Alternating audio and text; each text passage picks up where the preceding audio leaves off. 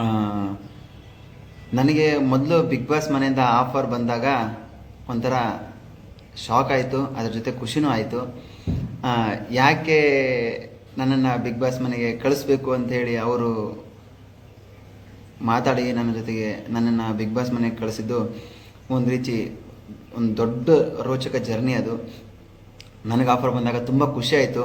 ಏನಪ್ಪ ನನ್ನನ್ನು ಬಿಗ್ ಬಾಸಿಗೆ ಕರಿತಾ ಇದ್ದಾರಲ್ಲ, ಎಲ್ಲೋ ಒಂದು ಕಡೆ ಇದ್ದವನ್ನ ಚಿಕ್ಕದಾಗಿ ಏನೋ ನನ್ನನ್ನು ಮಾಡಿಕೊಂಡು ನಾನು ಇದ್ದವನು. ತುಂಬ ಖುಷಿ ಆಯಿತು ಬಿಗ್ ಬಾಸ್ ಸೆಲೆಕ್ಟ್ ಆದಾಗ. ಬಿಗ್ ಬಾಸ್ ಕಾಲ್ ಬಂದಾಗಲೇ ಒಂಥರ ರೋಚಕವಾಗಿತ್ತು. ಅದ್ರ ಮಧ್ಯದಲ್ಲಿ ಮನೆ ಒಳಗಡೆ ಹೋಗಿ ಸುಮಾರು ದಿನಗಳು ನನ್ನ ಆಟನ ನಾನು ಆಡಿ ಸಡನ್ನಾಗಿ ಯಾಕೆ ಹೊರಗಡೆ ಬಂದೆ ಅನ್ನೋ ಒಂದು ಕ್ಯೂರಿಯಾಸಿಟಿ, ಒಂದು ಕುತೂಹಲ ಎಲ್ರಿಗೂ ಇದೆ. ಆ ಕುತೂಹಲಕ್ಕೆ ಇವತ್ತು ನಾನು ಫುಲ್ ಪಾಯಿಂಟ್ ಇಡ್ತಾ ಇದ್ದೀನಿ. ನಾನು ಮನೆ ಒಳಗಡೆ ಹೋಗೋಕ್ಕಿಂತ ಮುಂಚೆನೂ ಕೂಡ ನನ್ನದೇ ಆದಂಥ ಒಂದು ಬಿಸ್ನೆಸ್ನ ನಾನು ಹ್ಯಾಂಡಲ್ ಮಾಡ್ತಾ ಇದ್ದೆ. ನಾನೇ ನೋಡ್ಕೋತಾ ಇದ್ದೆ, ಬೇರೆ ಯಾರೂ ನೋಡ್ಕೋತಾ ಇರಲಿಲ್ಲ.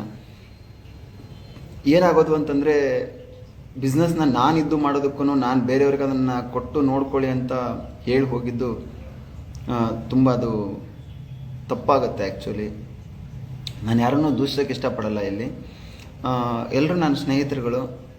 ಏನಾಯಿತು ಅಂದರೆ ನನ್ನ ಧರ್ಮಪತ್ನಿಗೆ ನನ್ನ ಬಿಸ್ನೆಸ್ನ ನಾನು ನೋಡ್ಕೊಳ್ಳೋಕ್ಕೆ ಹೇಳೋಗಿದ್ದೆ.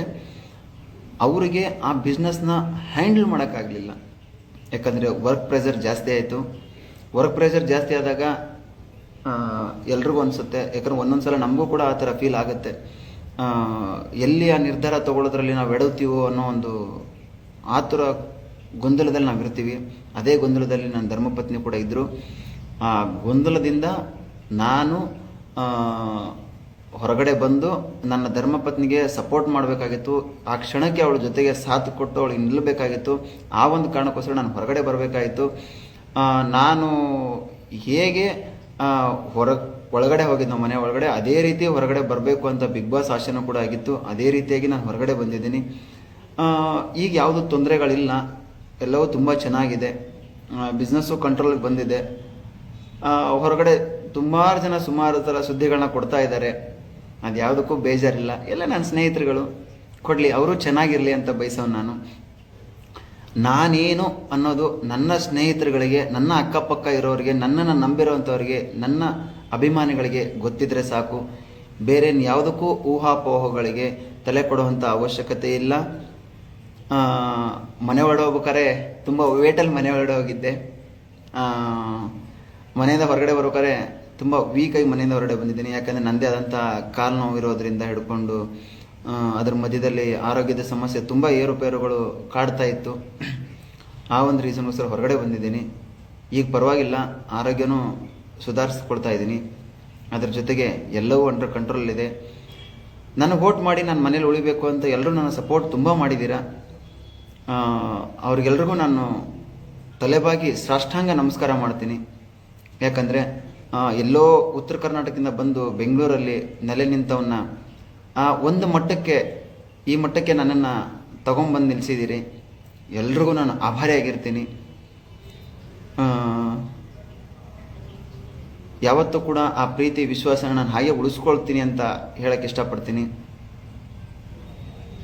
ಯಾರು ತಪ್ಪು ತಿಳ್ಕೊಂಬೇಡಿ. ಮತ್ತೆ ಏನಾದರೂ ಬಿಗ್ ಬಾಸಿಂದ ಅವಕಾಶ ಸಿಕ್ಕಿದ್ರೆ, ಹೋಗೋ ಅವಕಾಶ ಸಿಕ್ಕಿದ್ರೆ ನಿಜವಾಗ್ಲೂ ಹೋಗ್ತೀನಿ. ನನ್ನ ಕಡೆಯಿಂದ ನಿಮಗೆ ಯಾರ್ಯಾರಿಗೆ ನಿರಾಶೆ ಆಗಿದೆ ಅವರೆಲ್ಲರಿಗೂ ನಾನು ಕ್ಷಮೆ ಕೇಳ್ತೀನಿ. ಯಾಕಂದರೆ ನನ್ನದೇ ಆದಂತಹ ಬಿಸ್ನೆಸ್ ಇದೆ. ನನಗೆ ಬಿಗ್ ಬಾಸ್ ಮನೆ ಎಷ್ಟು ಮುಖ್ಯ ಆಗಿತ್ತೋ ಅಷ್ಟೇ ಮುಖ್ಯ ನನ್ನ ಬಿಸ್ನೆಸ್ ಕೂಡ ಆಗಿದೆ. ಮನೆ ಒಳಗಡೆ ಇರೋದು ನಾನು ಎಷ್ಟು ಮುಖ್ಯವೋ, ಮನೆ ಹೊರಗಡೆ ಇದ್ದು ನನ್ನನ್ನು ನಂಬಿರುವಂತಹ ಸುಮಾರು ಫ್ಯಾಮ್ಲಿಗಳಿಗೆ ನಾನು ಆಸರೆ ಆಗಬೇಕಾಗಿದ್ದು ಉಂಟು. ಆ ಒಂದು ಕಾರಣಕ್ಕೋಸ್ಕರ ಹೊರಗಡೆ ಬಂದಿದ್ದೇನೆ. ಅದಕ್ಕೆ ಯಾರು ತಪ್ಪು ತಿಳ್ಕೊಂಬೇಡಿ. ಬಿಗ್ ಬಾಸ್ ಮನೇಲಿ ತುಂಬ ಮಿಸ್ ಮಾಡ್ಕೋತಾ ಇದ್ದೀನಿ ಎಲ್ಲರೂ ಕೂಡ. ಹನುಮಂತು ನನ್ನ ಅಳಿಯನ್ ಮಿಸ್ ಮಾಡ್ಕೋತೀನಿ. ಧನರಾಜು ನನ್ನ ಗೆಳೆಯ, ಚಿಕ್ಕ ಗೆಳೆಯ ಮಿಸ್ ಮಾಡ್ಕೋತೀನಿ. ತ್ರಿವಿಕ್ರಮ್ ತಮ್ಮ ಮಿಸ್ ಮಾಡ್ಕೋತೀನಿ. ಮಂಜಣ್ಣನ್ನು ತುಂಬ ಮಿಸ್ ಮಾಡ್ಕೋತೀನಿ.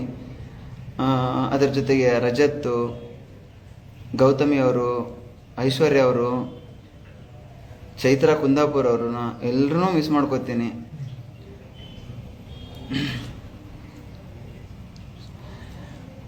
ಅಳಿಯ ಮಾವ ಜೋಡಿ ತುಂಬ ಚೆನ್ನಾಗಿತ್ತು. ಅದೊಂದು ಫೀಲ್ ಮಾಡೋಕ್ಕೆ ತುಂಬ ಚೆನ್ನಾಗಿತ್ತು. ಹನುಮಂತು ಬಂದ ತಕ್ಷಣವೇ 2ನೇ ದಿನಕ್ಕೇ ಮಾವ ಅಂದ್ಬಿಟ್ಟ ನನಗೆ. ನಾನು ಅಳಿಯ ಅಂತ ರಿಯಾಕ್ಟ್ ಮಾಡಿದೆ. ತುಂಬ ಚೆನ್ನಾಗಿದೆ ಬಿಗ್ ಬಾಸ್ ಮನೆ ಜರ್ನಿ. ನನ್ನನ್ನು ಕರ್ಕೊಂಡು ಬಂದು ಎಲ್ಲೇ ಇದ್ದಂಥವನ್ನ ನನಗೆ ನಾನ್ ಫೀಲ್ಡ್ ಇದು ಆ್ಯಕ್ಚುಲಿ. ನನಗೆ ಫಸ್ಟ್ ಕ್ವಶನ್ ಬಂದಿದ್ದೆ ಅದೇ ಆ್ಯಕ್ಚುಲಿ. ಬಿಗ್ ಬಾಸ್ ಮನೆಗೆ ನಾನು ಹೋಗಬೇಕು ಅಂತಂದಾಗ ಯಾವ ಬೇಸ್ ಮೇಲೆ ನನ್ನನ್ನು ಸೆಲೆಕ್ಟ್ ಆಗ್ತಾ ಇದ್ದೀನಿ ಅನ್ನೋದೊಂದು ಇತ್ತು. ಅದಕ್ಕೆ ಅವ್ರ ಹತ್ರ ಸುಮಾರು ರೀಸನ್ಗಳು ಕೊಟ್ಟರು ಪಾಪ. ಅವರು ಕೂಡ ತುಂಬ ಖುಷಿಯಾಗಿ ನನ್ನನ್ನು ಬಿಗ್ ಬಾಸ್ ಮನೆಗೆ, ನಮ್ಮ ಮೊದಲ ಮನೆ ಕಲರ್ಸ್ ಕನ್ನಡದವರು ಪ್ರೀತಿಯಿಂದ ನನ್ನ ಮನೆಗೆ ಕಳಿಸ್ಕೊಟ್ರು ಬಿಗ್ ಬಾಸ್ ಮನೆಗೆ. ಆ ಮನೆಯಿಂದ ತುಂಬ ವಿಷಯಗಳನ್ನು ಕಲಿತು ಹೊರಗಡೆ ಬಂದಿದ್ದೀನಿ. ಪೇಷನ್ಸಿಂದ ಹೇಗಿರಬೇಕು ಅನ್ನೋದನ್ನು ಕಲಿತು ಬಂದಿದ್ದೀನಿ, ಹೇಗೆ ಮಾತಾಡಬೇಕು ಅನ್ನೋದನ್ನು ಕಲಿತು ಬಂದಿದ್ದೀನಿ, ನಾನೇನು ಅನ್ನೋದನ್ನು ಕಲಿತು ಬಂದಿದ್ದೀನಿ.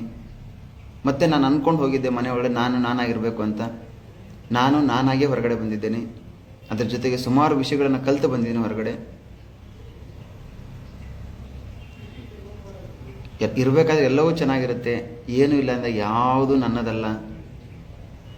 ನನ್ನ ಜೊತೆಗೆ ಎಲ್ಲರೂ ನಿಂತಿದ್ದೀರಿ, ಅದಕ್ಕೆ ನಾನು ಆಭಾರಿಯಾಗಿರ್ತೀನಿ. ಯಾರು ತಪ್ಪು ತಿಳ್ಕೊಬೇಡಿ.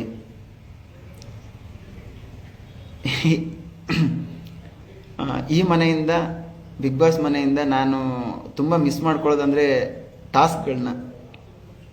ಯಾಕಂದರೆ ನನಗಿದ್ದದ್ದೇ ಟಾಸ್ಕ್. ಯಾಕಂದರೆ ನಾನೊಬ್ಬ ರೈತನ ಮಗನಾಗಿ ಹಳ್ಳಿಯಲ್ಲಿದ್ದು ವಾತಾವರಣದಲ್ಲೂ ಬೆಳೆದಿದ್ದಿದೆ.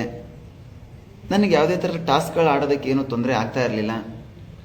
ಒಂಥರ ಏನೋ ಚೆನ್ನಾಗಿ ಟಾಸ್ಕ್ಗಳನ್ನ ಖುಷಿಯಾಗಿ ಜಾಲಿಯಾಗಿ ಜಾಲಿ ಅನ್ನೋ ಥರ ಟಾಸ್ಕ್ನ ಆಡ್ತಾಯಿದ್ವಿ. ಮನೆ ವಯಸ್ಸಲ್ಲಿ ಸುಮಾರು ವಿಷಯ ಬರೋದು, ಅದೆಲ್ಲವನ್ನು ನಾನು ಪ್ರೂವ್ ಮಾಡಿಕೊಂಡು ಹೊರಗಡೆ ಬಂದಿದ್ದೀನಿ ಅನ್ನೋ ಫೀಲ್ ಇದೆ ನನಗೆ. ಬಟ್ ಹೊರಗಡೆ ಬರೋದಕ್ಕೆ ಮೂಲ ಕಾರಣ ನನ್ನ ಧರ್ಮಪತ್ನಿಗೆ ನನ್ನ ಬಿಸ್ನೆಸ್ಸನ್ನು ಕಂಟ್ರೋಲ್ ಮಾಡೋ ಆಗಲಿಲ್ಲ. ಆ ಒಂದು ಕಾರಣಕ್ಕೋಸ್ಕರ ನಾನು ಹೊರಗಡೆ ಬಂದಿದ್ದೀನಿ. ಇದನ್ನು ಎಲ್ರಿಗೂ ನಾನು ಕ್ಲಿಯರಿಟಿ ಕೊಡ್ತೀನಿ. ಇನ್ನೊಂದು ಸಲ ನನ್ನ ಅವಕಾಶ ಸಿಕ್ತು ಅಂದರೆ ಅದನ್ನು ನಾನು ಮತ್ತೆ ಪ್ರೂವ್ ಮಾಡ್ಕೊಳ್ಳೋದಕ್ಕೆ, ಬಿಗ್ ಬಾಸ್ ಮನೆಗೆ ಹೋಗೋದಕ್ಕೂ ನಾನೇನು ಹಿಂದೆ ಸರಿಯಲ್ಲ. ಎಲ್ರಿಗೂ ಒಳ್ಳೆಯದಾಗಲಿ ಅಂತ ಹೇಳ್ತಾ ನನ್ನ ಮಾತುಗಳನ್ನು ಮುಗಿಸ್ತೀನಿ. ಎಲ್ರಿಗೂ ನಮಸ್ಕಾರ.